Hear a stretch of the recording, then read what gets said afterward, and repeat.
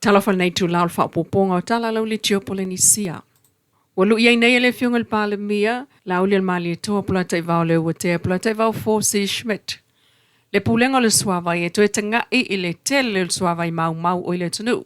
Pio na moli mawina i le tele le tele o vai tafe. Fai tau miliona kalo ne vai o lo ngoto ifo matafe atu le sami. Ai tasi lava le alanga atu pe le pulenga o lo maua mai ai o pili o vai. Never no Minarina Liberia.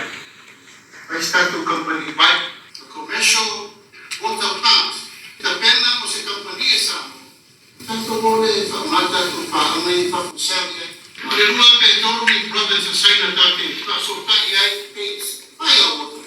Ale lava ka to te no forte. Ai miliona vai na ya kusami. Samo ato. Tanto fiwe. Na ebe de ai ma se sene kasi a o mai ki va na ai tatu i o pai pare tatu vai na tupe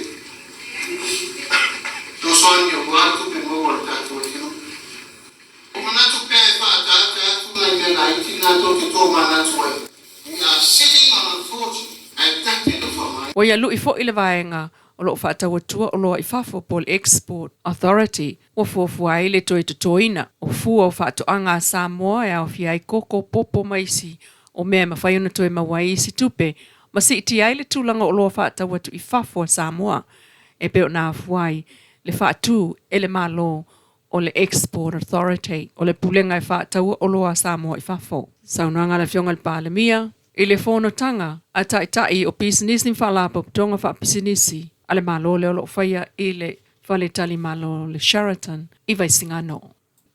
E toe fo i mai il wha amsinonga i le vai as o FOU le mata uputau palota.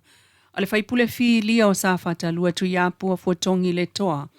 Ma le matai olo nai tu malo le na tangi le ua suatoanga aso. Ma tua ia tu ia i le whato sina. O le nātangi al mtai whaia ina lea na fofonga ina i le vai as o neil tal sanga atu ia e whaale au ngā. Ona e sa wai matala whalongo petai. E manatu le loio o tula i mo le matai na tangi. O lo loma le sue e ina o le tangi whaasanga i atu ia. O le whaitalia le nal wha amsino i le teimi e whaiai le wha amasinonga wha awau o le mata upu o lo aunga iai le tangi i tu o ingo le whaatosina le teimi o le piliota e sai whaatosina a o lumana i le palota la ititia le itu malo.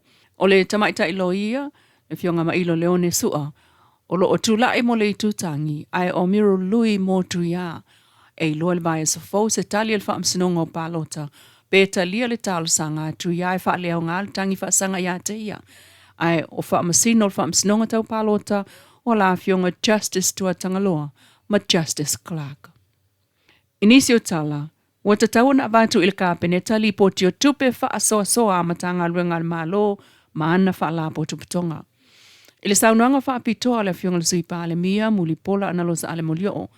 O ia fo le minister matanga luenga le Public Enterprises le fono il vaya sonei le whaia le Sheraton Hotel ia pia.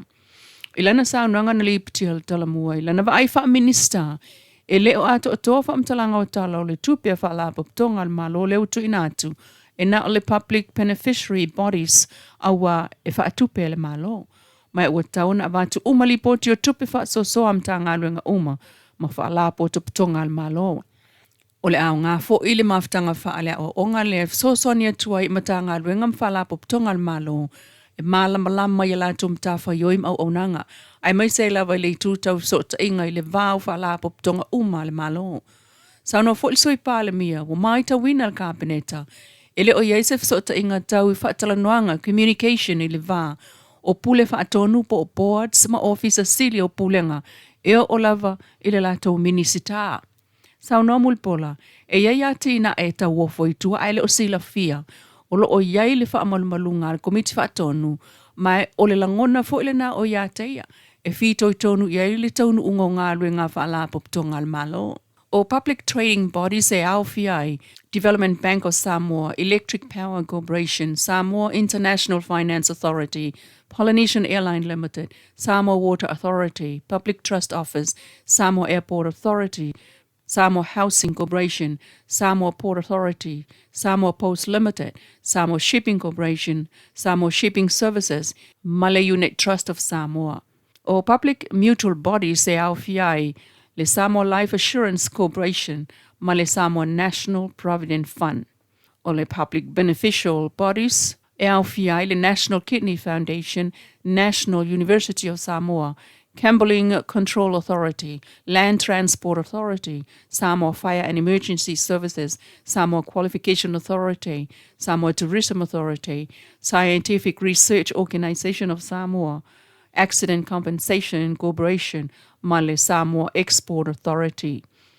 O le mtanga luenga lea mo Public Enterprises, ua se fulutasi ai nei tausanga le matua, na whaavai mai le masina au kusalua o se fulu lima. I tala whao popo a whai ai tāpenanga le tu malo whale atalua. O lana li poti o le whao ngaina o lana tasi tesimal valu miliona TALA e vatu ila ofisa au tuam tanga luenga o ainga. Ai au mai ai nei lana wha manatu i mātua o alo mo whanau o lo wha moe moe e talo sanga le fisoso ani mo pili a onga wa onga universite ma onga mtata ese. E whangatai le aso atai au sulfa au kusol sfulua i leo uli. Talo sanga mo le vatu le lisi i a onga. Ia vatu le talo sanga ma le invoice mai le a onga kopi o le ID o le a onga. O le whana wha vai lea ua whai ai nei lona ofisa i le lotoa o le a onga tulanga lua i vai loa mtula ele pei tai. Ua tala i fo i male le stala mo ngā luenga wha vai taimi. Tala na, ole nei tula lau le tio Polynesia.